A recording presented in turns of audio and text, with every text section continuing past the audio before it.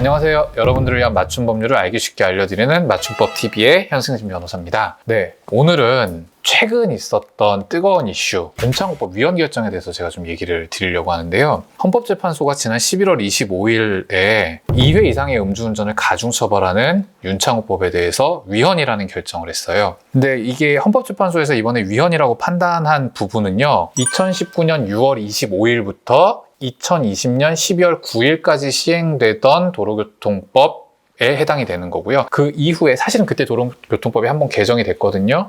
개정 내용은 별거 없어요. 전동 킥보드도 똑같이 처벌할 거냐 아니냐의 문제였을 뿐인 거고, 그래서 그때 개정이 돼서 작년 12월 9일까지 시행됐던 윤창호법이 위헌이다 라고 판단을 했습니다. 그 이후에 대해서는 아직 위헌이라는 판단이 안 나온 거예요. 현재 시행 중인 도로교통법에 대해서도 위헌이라는 결정이 나올 수는 있지만요, 헌법재판소는 위헌 심판이 청구되지 않은 거를 막 자기네가 찍어가지고 이거 위헌이야, 이거 무효야 이렇게 할 수가 없기 때문에 일단은 지금 신청되었던 2019년 6월 25일에서 2020년 12월 9일까지 시행되었던 도로교통법, 윤창호법에 대해서만 위헌 결정을 했습니다.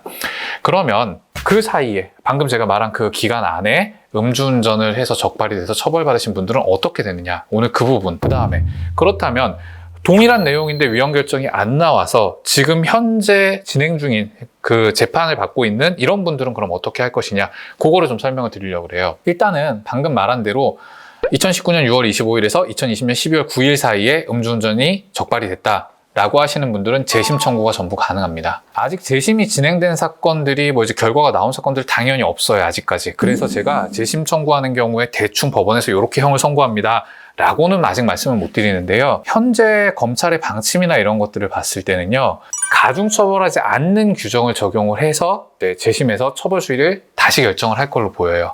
이 처벌 수위와 관련된 내용들은요, 제가 이렇게 표로 한번 정리를 해 드릴게요. 혈중알코올농도 0.03에서 0.08까지, 우리 흔히 정지수치라고 하죠. 이때는 1년 이하의 징역이나 500만 원 이하의 벌금에 처할 거고요.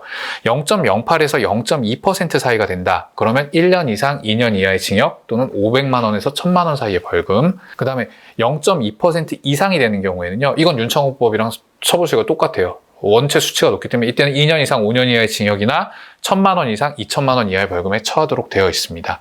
그래서 만약에 제가 방금 말한 것처럼 처벌 수위가 이렇게 새로 적용이 될 텐데, 이 처벌 수위가 내가 옛날에 처벌받은 게 예를 들면 혈중알코올 농도 정지 수치였는데 벌금이 윤창호법에 걸려서 벌금이 1500만 원이 나왔다. 그런 경우에는 새로 적용되는 거는 500만 원까지밖에 벌금을 못 하니까 훨씬 뛰어넘었죠. 그러면 무조건 500만 원 밑으로 벌금은 떨어집니다. 나머지는 국가에서 돌려줘요, 더 많이 낸 벌금은. 그래서 처벌 수위가 이렇게 법에 정해진 새로 적용되는 법의 범위를 벗어나는 경우에는 그 법의 범위 안에서 형이 다시 결정이 될 거예요. 근데 아까 말한 것처럼 0.2% 넘는 분들 같은 경우에는 윤창호법이랑 처벌 수위가 똑같단 말이에요. 그런 경우에는 감형이 될지 안 될지 확실하게 모르겠어요. 검찰은 어차피 처벌 범위는 똑같으니까 똑같이 유지를 하겠다는 건데, 일반적인 생각으로는 그래도 약간은 감형이 될 거다, 윤창호법 취지를 감안해서. 그래서 음주운전 횟수나 이전 전력의 시간적 간격, 그 다음에 혈중알코올 농도 수치 이런 거 고려해서 감형 여부가 결정이 될 걸로 보여요. 그러니까 제가 아까 말한 그 범위 안에 자기가 어디에 속하고 실제 어떤 처벌을 받았느냐에 따라서 감형 가능성을 어느 정도는 점쳐보실 수 있습니다. 2020년 12월 10일 아까 말한 그 기간 이후에 또 음주운전으로 이제 적발이 돼갖고 지금 수사나 재판이 진행 중인 경우라고 하는 경우에는요, 그거랑 별개로 재심은 할 수 있어요. 재심은 재심대로 합니다. 근데 중요한 게 하나 있는 게, 만약에 그 재심 대상 판결에서 집행유예를 받으셨거나 이런 분들 있잖아요. 그런 분들은 재심을 하게 되면은 집행유예 기간이 다시 진행을 해요. 재심 판결 확정된 때부터. 그러면 이번에 집행유예 기간 중에 만약에 음주가 걸렸다고 하더라도 그 사건은 재심이 확정되는 순간 집행유예 기간 중에 범한 죄가 아니게 되기 때문에요, 집행유예가 실효돼서 가중처벌되는 걸 면할 수 있어요. 그래서 무조건 이런 분들은 재심 청구 하셔야 됩니다. 지금 상황은 그래요. 그러면 그냥 단순히 내가 아까 말한 기간 넘어서 2020년 12월 10일 이후에 그 음주운전이 걸렸고 재판도 다 받아서 확정이 됐다. 자, 이런 분들은요, 헌법재판소에서 위헌으로 판단한 법률 적용해서 재판한 거 아니에요. 그래서 재심 청구 불가능합니다. 다만 아직 재판이 확정되지 않은 다른 사람이나 나 말고 다른 청구가 가능한 그런 사람들이 헌법소원심판이나 위헌법률 심판 제청 신청을 해서 위헌이라고 헌법재판소에 판단을 해줘요. 그럼 나도 수혜를 볼 수 있어요. 즉, 이 부분에 대해서 다른 사람이 위헌을 받아내면 그때 나도 재심 청구를 하실 수 있게 됩니다. 그 다음에 이제 마지막 경우가 뭐냐면요. 2회 이상 음주운전으로 적발이 된 거가 2020년 12월 10일 이후인데 방금처럼 재판이 확정되지 않고 아직 진행 중인 경우, 이 경우에는 아까 말씀드린 것처럼 형이 다시 정해질 가능성이 높아요. 검찰의 방침이 공소장을 변경해서 아까 말한 대로 낮은 법정형을 적용을 해서 재판을 다시 하겠다예요. 그래서 제가 최근에 되게 힘들어졌어요. 재판 다 종결돼서 선고만 남은 거 다시 다 재판 재개해가지고 공소장 변경하고 지금 일선 법원에서 그렇게 처리를 하고 있습니다. 약식 명령 받으신 분들도 정식 재판 청구해서 더 낮은 처벌 수위로 처벌 수위를 줄이는 게 가능합니다. 한 가지 더 말씀드리면 또 많이 궁금하시는 게 있어요. 음주 측정 거부로 물의를 일으킨 가수 있죠. 국회의원 아드님.